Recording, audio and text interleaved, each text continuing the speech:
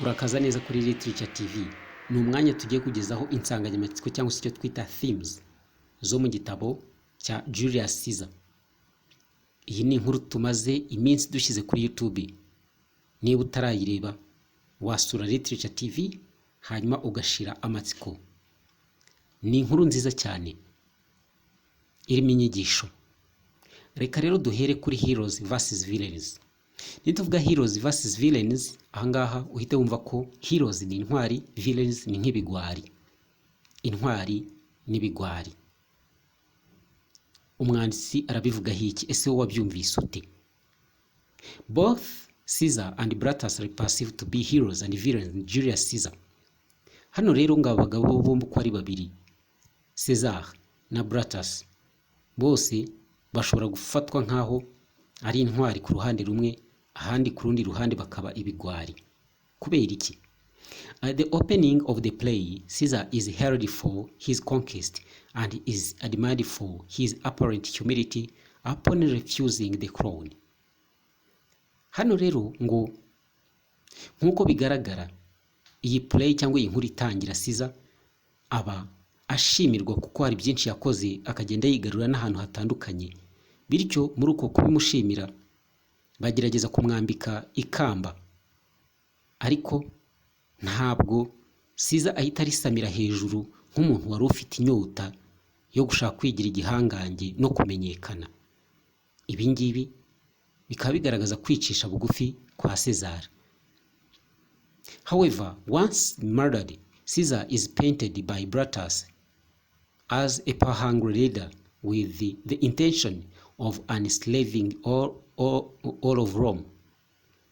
Ariko noneho igihe yaramaze kwicwa, uyu Caesar yaje gusigwa icyasha n'uwitwa Brutus, agaragaza ko uyu Caesar ngo ari umuntu wari usonzeye cyane icyitwa ubuyobozi. Bityo ngo akaba yari afite n'ibitekerezo byo gufata Roma yose akayihindura abacakara. Villain ni ukuvuga iki rero? Ni ukuvuga ngo uyu Brutus yashatse kugaragaza uyu Caesar nk'aho ari villain ahubwo atari intwari. Brutus' speech, which follows Caesar's death, successfully manipulated the plebeian perspective. Nk'uko mwabikurikiye muri iriya nkuru, uyu Brutus mu ijambo yavuze igihe Caesar yari amaze gupfa, yagerageje kumvisha rubanda nyamwinshi bari bateraniye aho ngaho ko uyu mugabo Caesar yari umuntu mubi. Bityo abenshi bari batangiye no kubyemera. Ese niko byakomeje? Reka turebe. By the end of his speech, the crowd is hailing Brutus for killing Caesar, whom they now perceive as a great villain. Mu musozo w'iri jambo ry'uyu mugabo, abantu batangiye gushimira uyu Brutus ko yarishe Caesar, kubera ko bari bamaze kumva ko yari ikigwari. Ibi kugira ngo bumve ko ari ikigwari byaturutse ku magambo y'uyu Brutus nk'uko twari turiho tubivuga, cyangwa se namwe nk'uko mwabyiyumviye muri Acts and Scene summaries. But the crowd is easily swayed once again when Anthony speaks.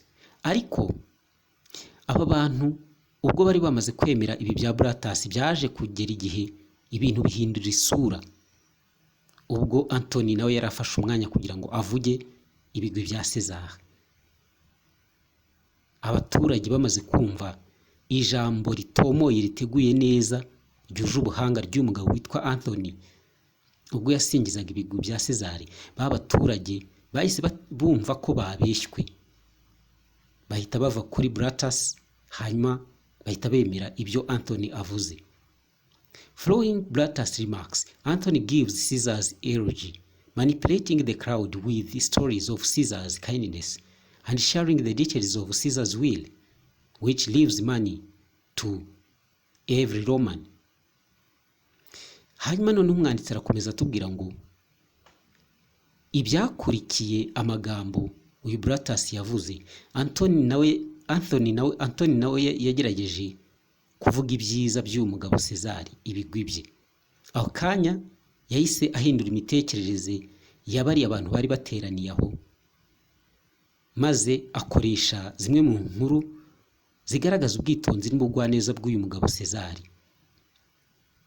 Uburyo uyu César yari afite umutima wo gusangira no kutikubira ibintu cyangwa se ubutunzi.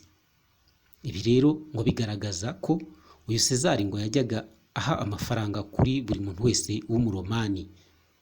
At the end of Anthony's speech, the crowd is once again supportive of Caesar, mourns his death, and seeks to kill Brutus, Cassius, and the other murderers. Hanyuma baratubwira ko mu mpera z'iri jambo ry'uyu mugabo witwa Anthony, aba bantu bahise bahindukiza imitima yabo, batangira gushyigikira César ndetse baramwunamira mu rupfu rwe. Bahise bafatwa n'umujinya kugira ngo bagaragaze ko bababajwe cyane n'urupfu rw'uyu mugabo wari wabanje gusigwa icyasha na Brutus, maze baravuga bati uyu Brutus ni byiza ko twamwivugana. Ndetse si we wenyine, n'abari abagambanyi bose harimo na ba Cassius n'abari abicanyi bose. Icyiza nuko batakabaye nabo bariho, bagomba gupfa. The swaying opinions of the plebeians and the great differences in opinion that the play present leave the audience to determine who, if anyone, is the hero of the play and who, if anyone, is the villain. Hanyuma rero aya magambo yose uko yavuzwe n'aba bantu babiri, ni ukuvuga iki? Ni ukuvuga ngo yagiye ahindagura imitekerereze yabo ku buryo hasigayemo ihurizo ryo kwibaza ngo ese hagati y'abagabo babiri bombi ninde hero, ninde villain, ninde kigwari, ninde ntwari. Nk'uko byumvikana, buri ruhande hari uburyo rugenda rusobanura buri muntu wese ko yashoboye kuba intwari, nanone kandi ku rundi ruhande ugasanga yabaye ikigwari.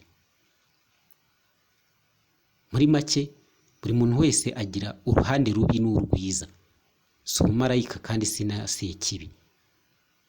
Reka turebe indi theme ikurikiyeho. Hari icyo twita omens. Omens ni iki? Omen is a sign of what will happen in the future. Ni ukuvuga ngo omen ni nk'ikintu cyiza kikuburira ko byanga bikunda hari ibintu bishobora kuzabaho mu gihe kiri imbere, birenda gusa n'ubuhanuzi. Reka twumve muri iyi nkuru uko byagenze, ariko nubwo tutarabyumva, niba warakurikiye inkuru ya Julius Caesar, ngira ngo nawe hari ibyo wakeka, ariko kugira ngo tugufashe reka duhite twanzika. The seriousness with which Romans looked to omens is evident throughout Julius Caesar. Hano umwanditsi atubwiye ko mu buryo budasubirwaho bugaragaza ko Roma hari ibintu yagendaga iha agaciro nk'ibintu bishobora kuba biri kuburira umuntu mu gihe ariho, ko hari ibintu bishobora kuzamubaho mu gihe kiri imbere. Ibi ngibi bigaragara muri iyi nkuru ya Julius Caesar. Ese ni hehe? However, ominous warnings and negative omens are often overlooked or misinterpreted. Ariko noneho iyi miburo yose ndetse hari imiburo isa naho yari myiza ndetse n'imibi, ibi byose ngo byagiye bisa naho bisuzugurwa cyangwa se bigasobanurwa nabi muri iyi nkuru y'uyu mugabo. Ese ibyo ni ibihe? Reka turebe ingero. For example, Caesar ignores the soothsayers' warnings to beware the ides of March. Hano urugero batanze ni nkariya César yagiye asuzugura cyane umuburo w'umuhanuzi ubwo yazaga kumubwira ko agomba kwitondera uriya munsi wa Ides of March. Cyo ni icyambere. That is the first example. Ignores Calpurnia's detailed dream of his death. Muribuka ko umugore witwa Calpurnia yamuroteye inzozi, ntabwo zari nziza, zari injyana muntu z'urupfu rwe, ariko uyu mugabo nabyo yabiteye twatsi, ngira ngo murabyibuka. and also ignores the negative omen of the sacrificial animal who has no heart. Nanone kandi hari ibindi bimenyetso uyu mugabo yabonye bimuburira ko ari ikibi kiri kumugendaho ariko ntiyabyitaho. Ibyo ni ibihe? Ni hamwe bagiye kubaga inyamaswa kugira ngo barebe icyo yaba ibahishurira mu bihe biri imbere. Inyamaswa baje gusanga no heart, nta mutima yari ifite, ariko ibi byose César yagiye abirengaho kandi nyamara byari imiburo. Niyaza kuyikurikiza yakabaye yarabashije kurenza iriya minsi yose akabaho akaramba, ariko byaranze agahanga agasiga muri sena. After ignoring these omens, Caesar dies. Nibyo twari tuvuga. Nyuma yo gusuzugura ibi byose, nyuma yo gusuzugura izi omens, César yarapfuye. In addition, after the festival of Lupercalia, Casca sees many strange omens, such as a man with a burning hand, a lion roaming the street. Hano rero hari ibindi bariho batubwira. Nyuma y'umunsi mukuru witwa Lupercalia, Casca nawe yagiye abona ibindi bintu bidasanzwe bitanga imiburo. Ahangaha muribuka ko ngo hari aho yabonye umugabo wari ufite akaboko kari gushya ariko katakomeretse. Intare yagendagendaga mu mihanda y'i Roma, and an owl screeching during the daytime, ndetse n'igihunyira cyahumaga kandi ari ku manywa. Ibi byose byasuraga cyangwa se byagaragazaga ko hari ikintu kibi byanga bikunda kigomba kuba, ariko Caesar nta kintu na kimwe yigeze yitaho. Cicero, with whom Casca confers regarding these matters, explained that people interpret omens as they see fit, inventing their own explanations. Hari undi mugabo witwa Cicero. Uyu nawe ngo yavuze yuko abantu basobanura ibyo bintu by'ibimenyetso biburira abantu ko imbere hashobora kuba ikintu kibi. Avuga ko abantu babisobanura uko babishaka, hanyuma ngo avuga yuko bashobora guhimba ibisobanuro byabo, ariko aba nabo niko baje kubigenza. Nabo hari uburyo bagiye babishakira inyito n'ibisobanuro. True to form, Casca interprets these strange omens as warnings of Caesar's wish to rule all of Rome with an iron hand and to destroy the republic. Ahangaha hari nk'uwitwa Casca. Uyu Casca yaje gutanga ibisobanuro by'izo nzozi cyangwa by'iyo miburo idasanzwe, avuga ko ari uburyo bwo kuburira César yuko ibyifuzo César afite byo kuyobora Roma yose akoresheje igitugu cyangwa se inkoni y'icyuma, ndetse ko bimuburira ko atagomba gusenya iyi Roma. Kuvuga ngo uyu we yavugaga ko yari imiburo yo kubuza César kuyoboza Roma inkoni y'icyuma ndetse no gusenya repubulika. Other omens that play an important role in the play include the appearance of Caesar's ghost, and when the eagles abandon Cassius and Brutus' camp and are replaced by vultures. Hano rero hari indi miburo yagiye igaragaza y'ingenzi muri iyi nkuru. Cyane cyane hari nk'umuzimu wa César wabonekeye ba bantu, ngira ngo murabyibuka.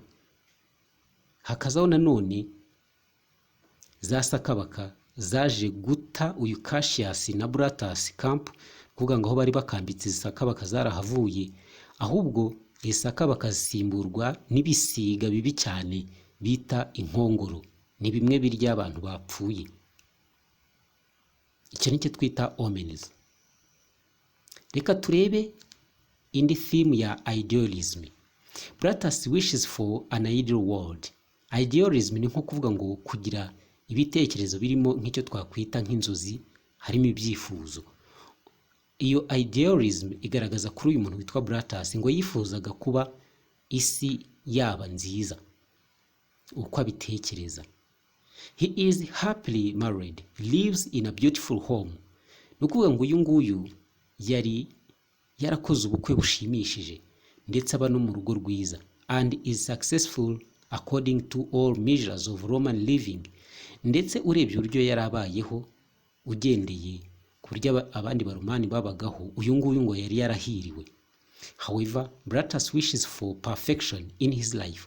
Ariko nyamara uyu mugabo witwa Brutus ntabwo yanyurwaga, yumvaga ashaka kurushaho kubaho neza mu buzima bwe kandi agakora byiza. And although he loves Caesar, Brutus fears Caesar is too power hungry.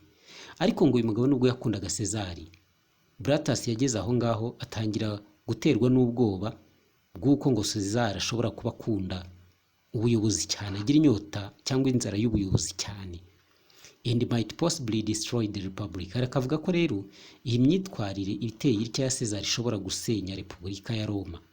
Cassius understands Brutus' idealism and takes advantage of it in order to manipulate Brutus into joining the conspiracy against Caesar. Hanyuma rero Cassius nawe yaje kurita mu gutwi, amaze kumva neza ibyo Brutus yatekerezaga. Ibi ngibi yahise abyuririraho kugira ngo akunde amufata mugire nk'igikoresho, bityo azamuyobore buhumyi, amwinjize mu bugambanyi bwo kurwanya Caesar. At heart, it is Brutus' idealism that causes his ultimate downfall. Ariko mu bigaragara rero ngo mu mutima we bigaragara ko uyu Brutus ibi ngibi ari byo byaje gutuma arimbuka. Anthony recognizes this fact when addressing Brutus' dead body at the conclusion of the play. Hano rero Anthony ngibi ngibi yaje kugira gute, nawe yaje kubisobanukirwa neza ubwo hari amagambo yavugaga ubwo uyu mugabo yari amaze gupfa hafatwa umwanzuro kuri iyi play. Uyu nguyu yavuze biki? Brutus yavuze ngo iki? Yaravuze ngo this was the noblest Roman of them all.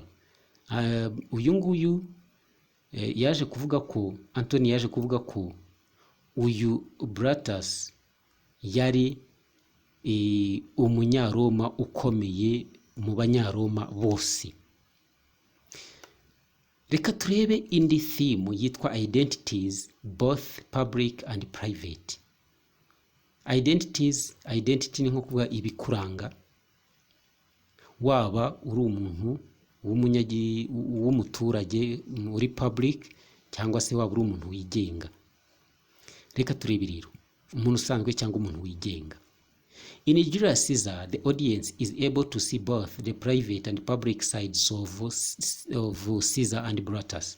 Hano rero icyo bari batubwira niki? Nuko batubwira ko muri iyi nkuru ya Julius Caesar, audience cyangwa se abakurikirana iyi nkuru cyangwa iyi play babashije kubona impande zombi, rwaba uruhande rwigenga ndetse n'impande zisanzwe cyangwa se ziri n'impande ziri public, ku ruhande rwa Caesar na Brutus.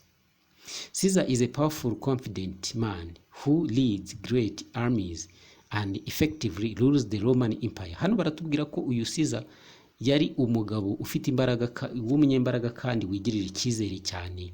Uyu akaba yarayoboye ingabo zikomeye cyane ndetse ayobora n'ubwami bwa Roma. Yet he is not without weakness.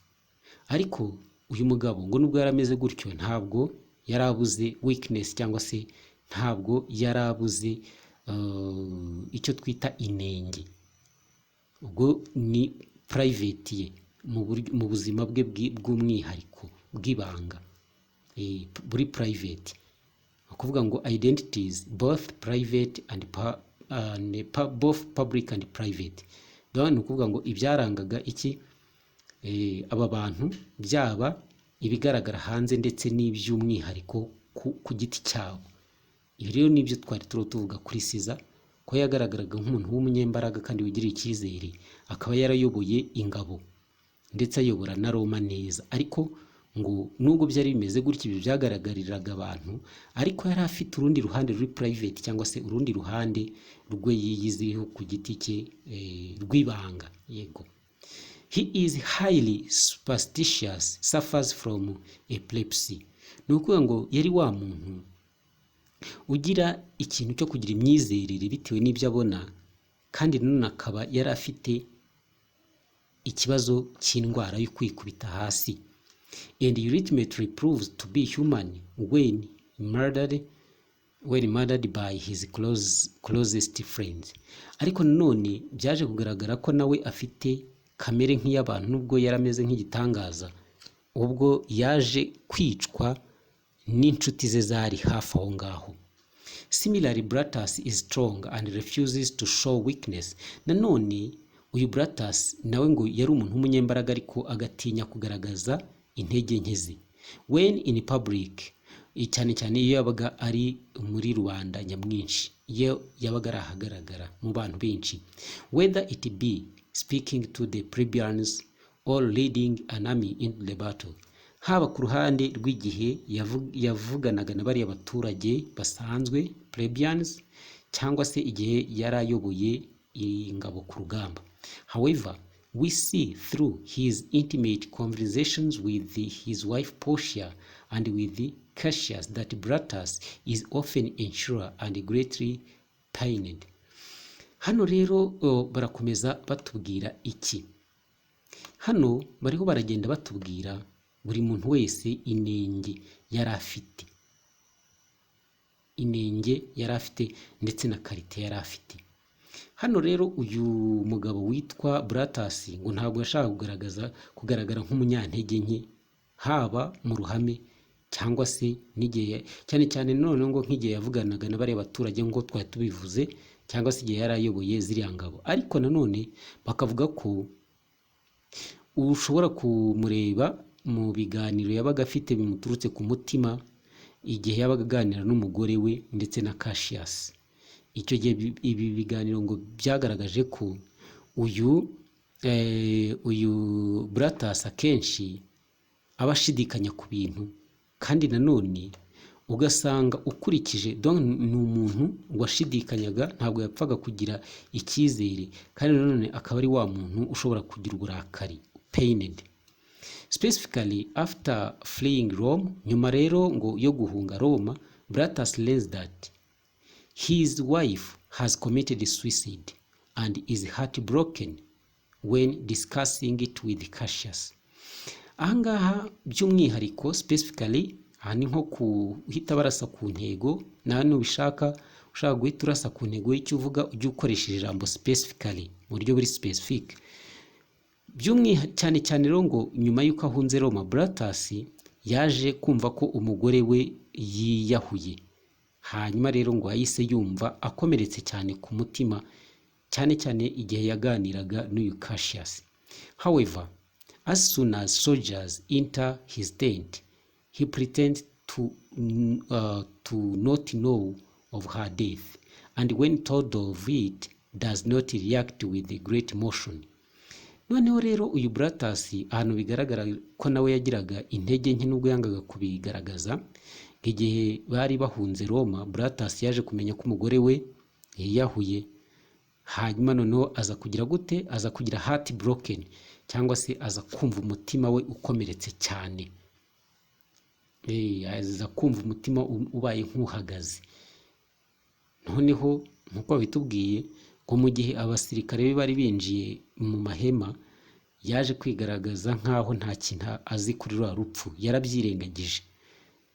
Ariko barakomeza batubwira ngo when told of it, igihe nyine yari abibwiwe, does not react with great emotion. Igihe bamubwiye yuko nyine urupfu rw'uyu mugore we, bamubwiye iby'urupfu rw'uyu mugore we, asa nkaho atabigiriye amarangamutima, arikomeza. Aha rero reka turebe indi yitwa ambition and conflict. Iyo tuvuze ambition ni nko kugambirira, conflict ni amakimbirane. Ese ibintu birahurira he? Ambition and conflict. Caesar is a great man and an ambitious man. Ni ukuvuga ngo uyu Caesar ni umugabo ufite izina rikomeye kandi ukomeye, kandi akaba ari wa mugabo ugira imigambi. His ambition is what worries Brutus. Imigambi uyu mugabo yagiraga nibyo byahangayikishaga uyu mugabo witwa Brutus, and ultimately leads to Brutus joining the conspiracy to murder Caesar. Ibi ngibi bikaba ari byo byatumye uyu Brutus yiyunga n'abandi bagambanyi kugira ngo bice Caesar. Cassius is also a very ambitious man. Ndetse na Cassius nawe batubwira ko yari ambitious man, nawe yari umuntu ugira imigambi, and because he is so jealous of Caesar's power, wishes to kill him. Ariko nawe kubera yuko yari afitiye Sezari ishyari ry'uko Sezari ari umuntu w'umuyobozi, nawe yahise yifuza kumwica to gain more power for himself, kugira ngo arebe yuko yaburizamo imbaraga za Sezari, ahubwo aba ari we ugaragara nk'umunyembaraga cyane. Ultimately, the ambition of these two men lead to their downfalls. Ariko noneho mu bigaragara nuko ibi bintu byaje kubagendekera nabi bombi uko ari babiri, ko nibyo byatumye basenyuka cyangwa se barimbuka, and to virtual anarchy in the street of Rome. Hanyuma ibingibi ngo byaje guteza nyine akaduruvayo hehe mu mihanda y'i Roma. Great ambition leads to great conflict. Rero ngo kugira imigambi myinshi cyane kandi itava ku ntego, ibingibi biza gutuma abantu bagirana amakimbirane, niko umwanditsi yatwandikiye. Hano rero reka turebe ibindi. Hari icyo twita power of speech, iyo nayo ni iyindi theme, power of speech. Reka turebe ese ijambo ni gute batubwira ko rigira imbaraga, cyangwa se imbaraga z'ijambo byagaragariye hehe muri iyi nkuru yacu. Speech plays a very important role in the plot development of Julius Caesar. Ni ukuvuga ngo rero amagambo yagize akamaro cyane mu kubaka iyi nkuru ya Julius Caesar. The plebeians are easily swayed into greatly opposing viewpoints through Brutus and Antony's speeches.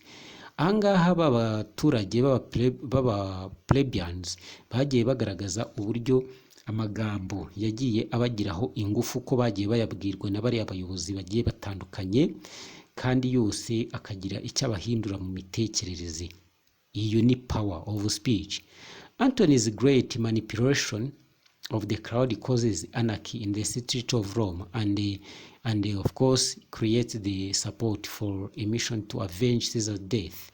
Urugero rufatika nk'uko twari turiho tubivuga, ijambo Antony yavuze ryatumye rifata bari abaturage ribagira nk'igikoresho bahindura, ku buryo baje guhita bigaragambya mu mihanda y'i Rome, ndetse batangira gushyigikira umugambi wo kwihorera, bagahorera urupfu rwa Caesar.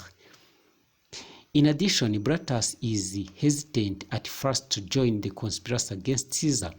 Nanone ikintu kigaragaza power of speech nuko byonge Brutus akibwirwa ibijyanye no kuba Caesar atari umuntu mwiza, ngo yabanje gushidikanya bwa mbere kuba yakiyunga na itsinda ry'abagambanyi. But after speaking with the highly manipulative Cassius, ariko nyuma yuko avuganye n'uyu mugabo witwa Cassius, nawe uzi gufata abantu akabigarurira mu magambo avuga, Brutus is more convinced. Ni ukuvuga ngo yaje guhita yemezwa n'amagambo y'uyu mugabo. Then after receiving anonymous letter actually written by Cassius, ariko nyuma yuko yakiriye uyu Brutus yakiriye ibaruwa yari yanditswe n'uyu Brutus ariko nta mazina bayishyizeho inyuma, that decries the rule of Caesar, Brutus is convinced he must take action and agrees to join Cassius' murderous plot.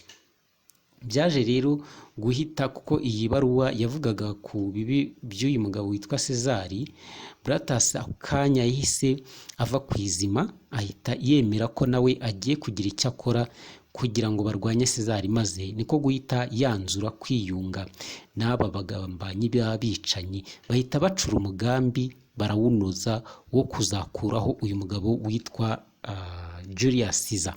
Kandi koko barabikoze, murabyibuka kuri Senate uko byagenze, ubwo Caesar yaterwaga ibyuma byinshi cyane bikarangira apfuye, ariko Mark Antony yaje guhorera urupfu rw'uyu mugabo Cezari, cyane ko bari n'inshuti z'akadasohoka kuva kera. They were loyal friends. Now Niba hari izindi themes waba ufite watwunganira, izo twabashije kukwegeranyiriza n'izo ngizo, stay in touch. Ntabwo wakurikira Literature TV ngo ugire icyo utuburana mu bijyanye na literature, cyangwa se kuba wakumva inkuru z'ubwenge zanditswe n'abahanga mu bitabo byabaye ibyamamare kuri iyi si, hanyuma bagahitamo kuba byakigishwa mu mashuri haba secondary cyangwa se no muri kaminuza n'ahandi. Murakoze cyane, stay in touch. Niba ari ubwa mbere dukurikiye kandi subscribe, maze ubundi urusheho kuryoherwa aho uri hose n'igihe icyo ari cyo cyose. Stay with us.